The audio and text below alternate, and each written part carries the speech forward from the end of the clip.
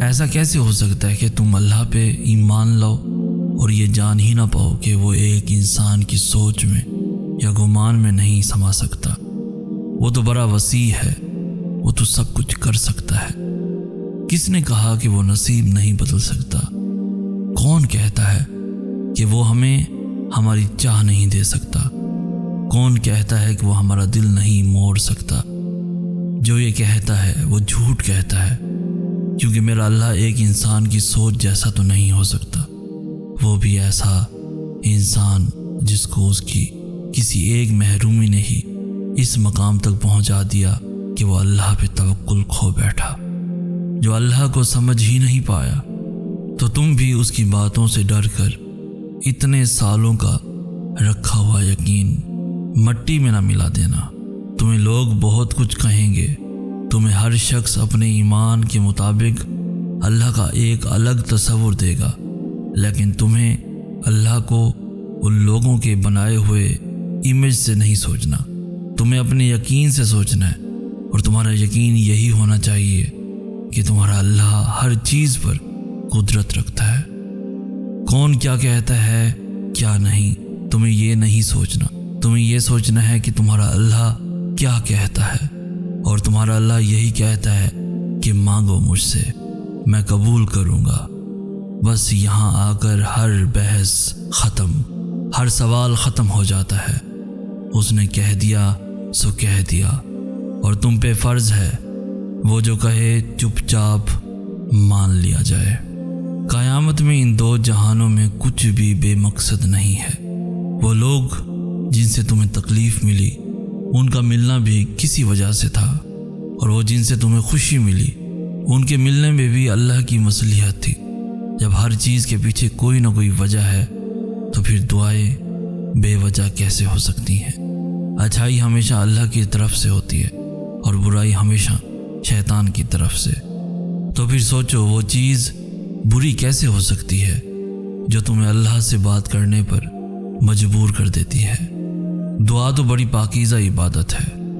دعائیں تو تمہارے اور اللہ کا راز ہیں، اور اللہ اپنے اور اپنے بندے کے راز میں کبھی کسی تیسرے کو نہیں آنے دیتا۔ شیطان کبھی بھی تمہاری دعاؤں میں ملاوٹ نہیں کر سکتا، کیونکہ دعائیں دل سے ہوتی ہیں اور دل پر اللہ قابض ہے۔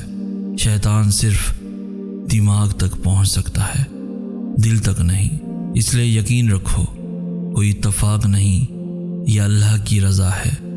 لب پہ آنے والی ہر دعا قبولیت کی دعا ہے۔ بہتر اور برے کا علم تو صرف اللہ کو ہے۔ تو پھر دعا مانگنے میں حرج ہی کیا ہے؟ اللہ سے مشورہ کر کے کبھی کوئی بھی خسارے میں نہیں رہا۔ اللہ جانتا ہے کہ تم تھک گئے ہو، اللہ کو پتہ ہے کہ تمہارا دل بہت پریشان ہے۔ ابھی تمہیں بھلے ایسے لگ رہا ہو کہ کوئی تمہیں سن نہیں رہا، کوئی تمہیں سمجھ نہیں رہا، لیکن اللہ تو تمہیں تب بھی سنتا ہے جب تم دکھ سے آہ بھرتے ہو۔ اللہ تو تمہیں تب بھی سمجھتا ہے جب تمہیں خود کو بھی پتہ نہیں ہوتا کہ تم کیا محسوس کر رہے ہو۔ دنیا تمہاری تکلیف نہیں دیکھ سکتی، لیکن اللہ دیکھ سکتا ہے۔ دنیا تمہیں سمجھنے میں ناکام ہو سکتی ہے، لیکن تمہارا اللہ نہیں۔ اس نے تو تمہیں خود بنایا ہے، اس نے تو خود تمہارے اس دل میں جان پھونکی ہے۔ پھر اس کی نظر کیسے اس دل کی طرف سے غافل ہو سکتی ہے؟ تم اکثر سوچتے ہوگے کیا واقعی معجزوں کا کوئی وجود ہے؟ ابھی تم جہاں بھی ہو وہاں اپنے ارد گرد دیکھو، تمہیں ہر چہرے میں ہر چیز میں معجزہ نظر آئے گا۔ جب سورج بادلوں میں چھپ جائے گا تب تمہیں اللہ اس چاند کی روشنی میں نظر آئے گا جو ساری کائنات کو پر نور کیے ہوگی۔ جب ایمان کمزور پڑنے لگے تو خود کو آئینے میں دیکھنا اور پھر سوچنا کہ کیسے تم کچھ بھی نہ تھے اور اس نے ایک کن سے تمہیں کیا کچھ بنا دیا۔ تمہارا اللہ وہ ہے جو کبھی پیدا نہیں ہوا بلکہ زندگی اس سے پیدا ہوتی ہے۔ تمہارا اللہ وہ ہے جس کی کوئی ابتدا نہیں، لیکن ہر چیز کی ابتدا اسی سے ہے۔ تمہارا اللہ وہ ہے جس کا کوئی اختتام نہیں، لیکن وہ ہر چیز کا آخری مقام ہے۔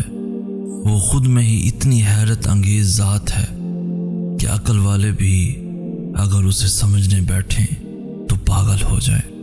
چاہے تم صحرا کے بیچوں بیچ ہو یا پھر سمندر کی گہرائیوں میں ہو جہاں روشنی نہیں پہنچ سکتی، اللہ وہاں بھی تمہارے ساتھ ہوگا۔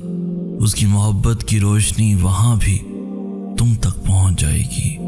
ہمارا اور اللہ کا رشتہ ایسا ہے کہ ہمیں بھلے کتنی ہی ناراضگی کیوں نہ چل رہی ہو، آخر میں ہم نے صلح کرنی ہوتی ہے۔ ہم اللہ سے کتنا ہی دور کیوں نہ ہو جائیں، لیکن آخر میں ہم نے واپس اسی کے پاس آ جانا ہوتا ہے۔ اور یہی اس رشتے کی خوبصورتی ہے، کیونکہ یہ دنیا کا وہ واحد ایسا رشتہ ہے جس میں کبھی بھی دیر نہیں ہوتی۔ آپ نے ساری عمر بھی گناہ کیے ہوں، لیکن اگر آپ آخری سانس پہ توبہ کر لیں گے تو اللہ آپ کو معاف کر دیتا ہے۔ آپ نے ساری عمر اللہ سے بچھڑ کر کیوں نہ گزاری ہو، لیکن اگر عمر کے آخری حصے میں بھی آپ اسے پکاریں گے تو وہ آپ کو یہی آپ کے پاس ملے گا۔ یہ تو ہم ہیں جو کبھی اس رشتے کو سمجھ ہی نہیں پائے، کبھی اللہ سے دل سے محبت کر کے دیکھی ہی نہیں، ورنہ اللہ سے بھی بہتر کوئی دوست ہو سکتا ہے؟ کوئی ہے بھلا جو ہمارا اللہ جیسا رحیم ہو؟ کوئی ہے بھلا جو ہمارے اللہ کی طرح درگزر کرنے والا ہو؟ کوئی بھی تو نہیں۔ جو ہماری بے رخی کے بعد بھی ہمیں پلٹ کر محبت دے، لیکن اللہ نے دی ہے، ہمیشہ دی ہے۔ کوئی بھی تو نہیں جو اللہ سے بہتر محبت نبھانے والا ہو۔ تم سے وہی محبت کر سکتا ہے جو اللہ سے محبت کرتا ہے۔ اس شخص کا انتخاب کرو جو اللہ کا انتخاب کرے، تمہارے لیے بھی اور اپنے لیے بھی، جو تمہیں برائی سے روکے، اور جب تم کسی گناہ کو چھوڑنا چاہو تو وہ تمہارا ساتھ دے، اور خود بھی اس گناہ سے بچنے کی کوشش کرے جو تمہیں اور تمہارے دین کو طاقت دے، اور کبھی بھی تمہارے اور اللہ کے درمیان رکاوٹ نہ بنے۔ جو اللہ سے محبت کرتا ہے بس وہی تم سے محبت کر سکتا ہے۔ جو شخص تم سے محبت کرتا ہوگا وہ کبھی بھی تمہیں اللہ کو راضی کرنے سے نہیں روکے گا، پھر بھلے تمہیں اس کے لیے اس شخص کو ہی ناراض کیوں نہ کرنا پڑے۔